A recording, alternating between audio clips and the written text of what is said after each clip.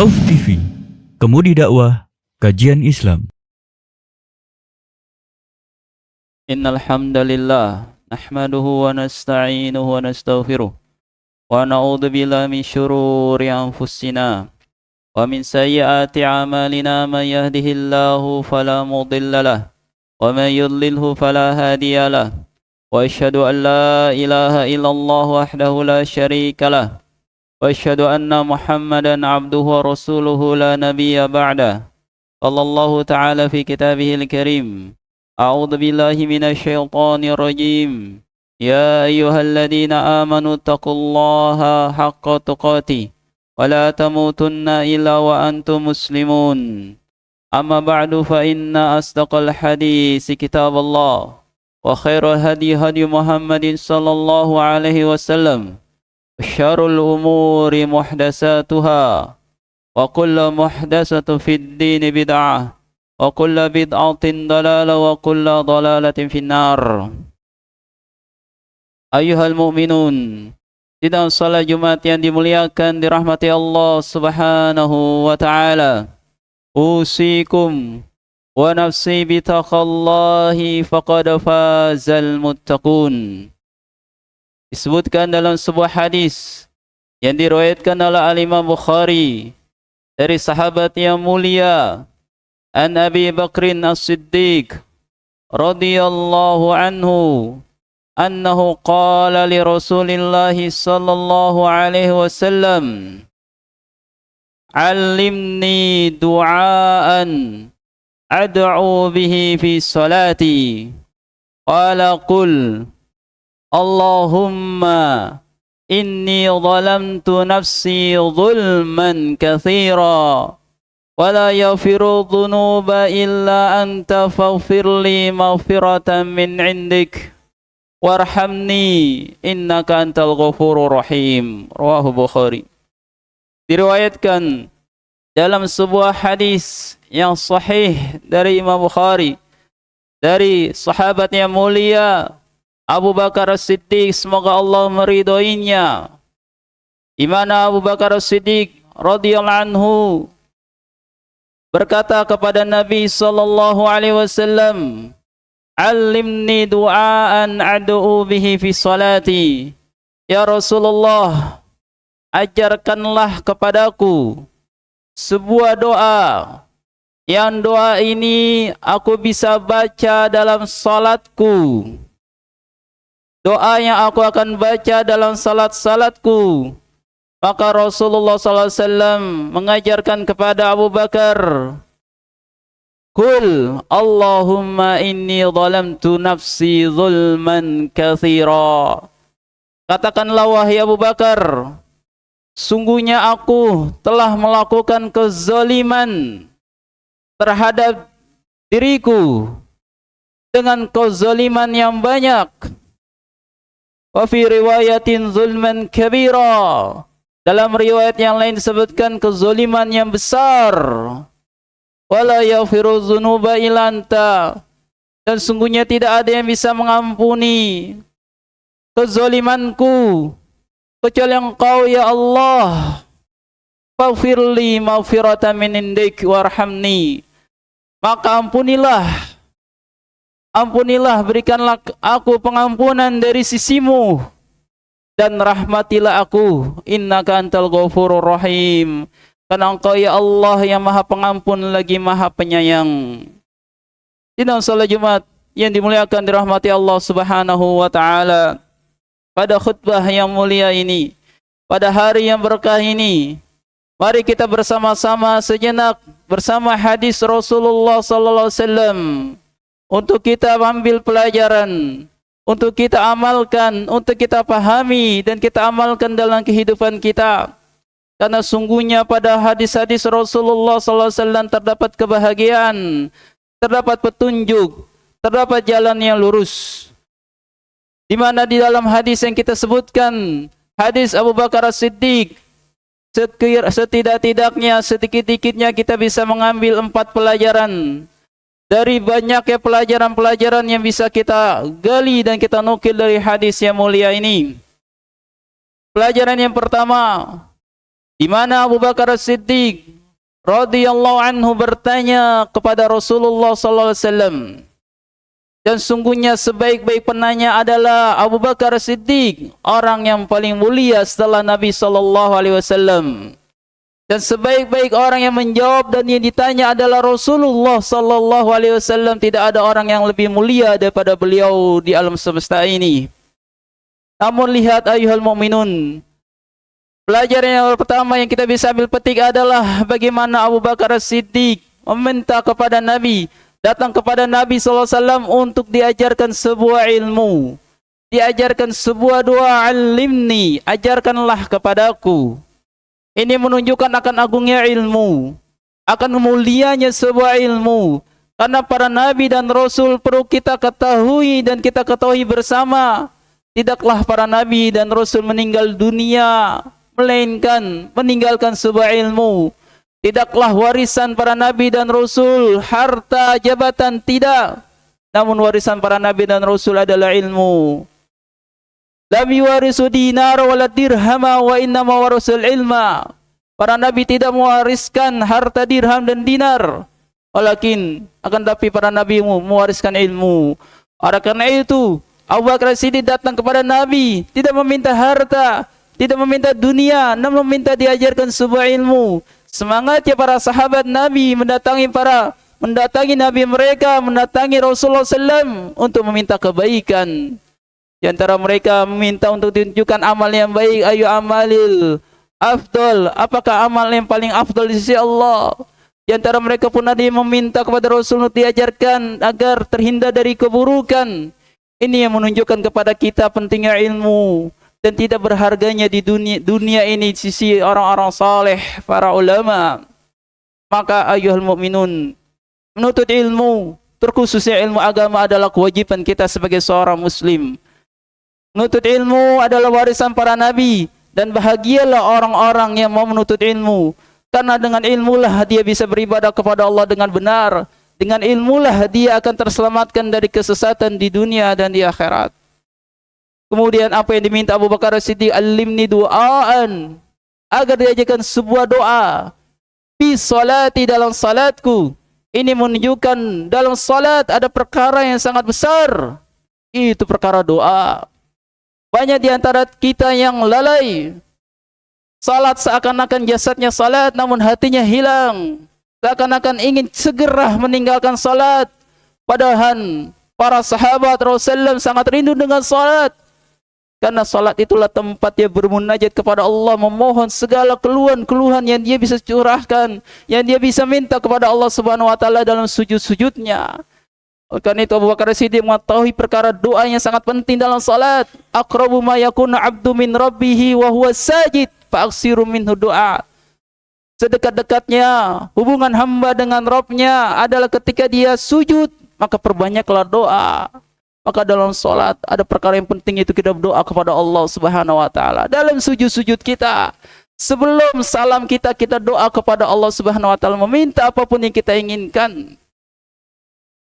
Kemudian para jamaah yang dimuliakan Allah Subhanahu wa taala, pelajaran yang kedua yang bisa kita petik dari hadis yang mulia ini, doa Abu Bakar As-Siddiq yang diminta kepada Nabi SAW adalah tajridu ittiba'u ila Rasulillah sallallahu alaihi wasallam. Pelajaran yang kedua adalah kita harus beragama, mengamalkan suatu ibadah mencontoh Nabi sallallahu alaihi wasallam. Lihatlah Abu Bakar As-Siddiq. Tidak ada orang yang lebih mulia di muka bumi ini setelah Nabi dan Rasul melainkan Abu Bakar As-Siddiq. Namun dengan adabnya beliau mendatangi Nabi SAW, bertanya tentang doa, bertanya tentang perihal agama kepada Nabi SAW. Ini menunjukkan bahwasanya ibadah bukanlah kreasi kita, bukan keinginan kita sendiri. Namun ibadah harus dibangun berdasarkan dalil, berdasarkan petunjuk, berdasarkan hadis-hadis Rasulullah sallallahu alaihi wasallam. Laisa sya'nu an ta'budallaha kama tuhib, walakinna sya'na an ta'budallaha kama yuhib. Bukan perkaranya kita beribadah dengan sesuai keinginan kita, selera kita, ini baik. Namun ibadah adalah sesuai apa yang dicintai dan diinginkan Allah dan Rasulnya. Begitulah para sahabat, mereka datang kepada Rasulullah minta diajarkan ilmu, bagaimana cara beribadah kepada Allah Subhanahu wa taala. Karena ibadah yang tidak didasarkan dengan petunjuk Nabi sallallahu alaihi wasallam sia-sia, tertolak. Hanya dia letih, hanya dia capek, bahkan di akhirat dia menyesal dan bisa berdosa di dunia ini. Karena Rasulullah SAW telah sabdakan, man amila amalan laisa alaihi amruna fahuwa raddun. Barang siapa yang dia mengamalkan suatu ibadah tidak ada perintahnya dari Rasul, maka tertolak. Inilah konsekuensi kita untuk bersyahadat kepada Rasulullah, asyhadu anna Muhammad Rasulullah, yang mana kata para ulama adalah tasdiquhu fima akhbar. Kita membenarkan berita-berita yang Rasulullah SAW sabdakan, yang telah terjadi, yang sedang terjadi, yang akan terjadi, tidaklah keluar dari lisan Rasulullah SAW melainkan wahyu. Dan kita tinsalu ma'amar, kita laksanakan apa yang Rasulullah perintahkan. Wastinabu manah anhu zajar, dan kita menjauhi apa-apa yang Rasulullah melarang dan peringati. Wa alla ya'budullaha illa bima syara', dan tidaklah kita menyembah Allah melainkan dengan syariat Rasulullah sallallahu alaihi wasallam. Ini yang sulit. Kalau membenarkan, melaksanakan perintah, menjauhi larangan, semua orang mungkin mampu. Namun ketika dia beribadah dengan syariat siapa dia beribadah? Bukankah Islam dibawa oleh Rasulullah SAW? Namun banyak kaum muslimin yang terjatuh pada poin yang keempat ini, beribadah dengan selera hawa nafsunya. Ini yang kedua, ayyuhal mu'minun. Kemudian pelajaran yang ketiga dalam hadis yang mulia doa Abu Bakar Siddiq adalah tahqiqut tauhid, yaitu kita mentauhidkan Allah Subhanahu wa taala dengan sebenar-benarnya bagaimana Rasulullah ajarkan kepada Abu Bakar, Allahumma inni zalamtu nafsi. Wahai katakan Abu Bakar, ya Allah, sungguhnya aku telah berbuat zalim. Tidak diajarkan, ya Rasulullah, ya fulan, ya wali fulan, ampunilah. Tapi diajarkan Rasulullah, idza sa'alta fas'alillah, wa idza sta'anta fasta'in billah. Jika engkau minta langsung kepada Allah. Jika engkau memohon pertolongan, mohon langsung kepada Allah. Karena orang yang meminta kepada selain Allah, dia telah berbuat kesyirikan, jatuh dalam kemusyrikan, dan bisa tidak diampuni dan akan kekal di api neraka.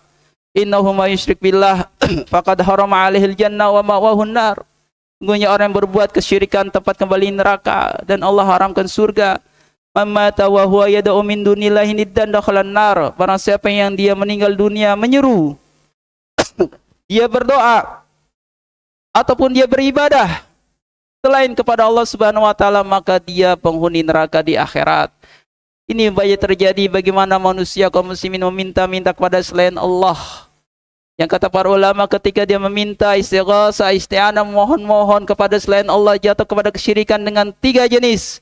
Yang pertama, saat dia meminta kepada penghuni mayit yang ada di kuburan, maka ketika dia meminta kepada mayit yang ada di kuburan, yang sejatinya dia sudah meninggal dunia, dan dia masih meyakini bisa mengabulkan permohonan-permohonannya siapapun itu yang ada di dalam kuburan, para nabi, para wali, orang saleh, maka doanya termasuk dosa syirik besar.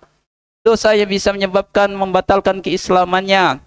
Dan yang kedua, yaitu ketika dia meminta kepada seorang yang tidak ada di hadapannya, yang orang tersebut tidak ada di hadapannya, dia panggil-panggil namanya. Dia seakan-akan meyakini orang tersebut mengetahui, yang maha mendengar seperti Allah, atau mengetahui perkara gaib. Maka ketika dia manggil fulan, wali fulan, syekh fulan, Syekh Ahmad Badawi, Syekh Ahmad Rafi, Syekh Abdul Qadir Jailani, tolonglah saya, ketika dia dalam kesulitan, maka doa dan permohonan dia termasuk syirik. Karena tidak ada di hadapannya, terlebih lagi dia sudah meninggal dunia. Walaupun dia masih hidup dan dia tidak ada di hadapannya, maka doanya ini syirik besar. Yang ketiga adalah dia berdoa kepada seorang yang masih hidup, ada di hadapannya, namun dia meminta kepada sesuatu yang tidak mungkin dikabulkan kecuali Allah Subhanahu wa taala. Dia minta kepada orang yang masih hidup, ada di depannya, minta dilindungi dari api neraka. Tidak ada yang memiliki neraka kecuali Allah, maka permohonan dia kepada orang ini termasuk permohonan syirik besar. Dan ini yang banyak terjadi di kaum muslimin. Semoga Allah Subhanahu wa taala memberikan taufik kepada kita. Aku qouli hada wastaghfirullah li wa lakum wa lisairil muslimin min kulli dzam fastaghfiruhu innahu wal ghafurur rahim.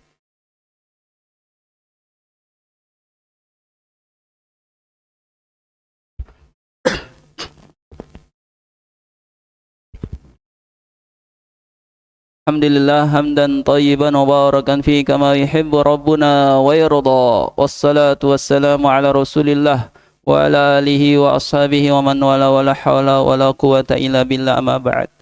Kaum muslimin sidang salat Jumat yang dimuliakan dirahmati Allah Subhanahu wa taala. Terakhir kita ingin sebutkan faedah dari sekian banyak faedah dari hadis yang mulia ini.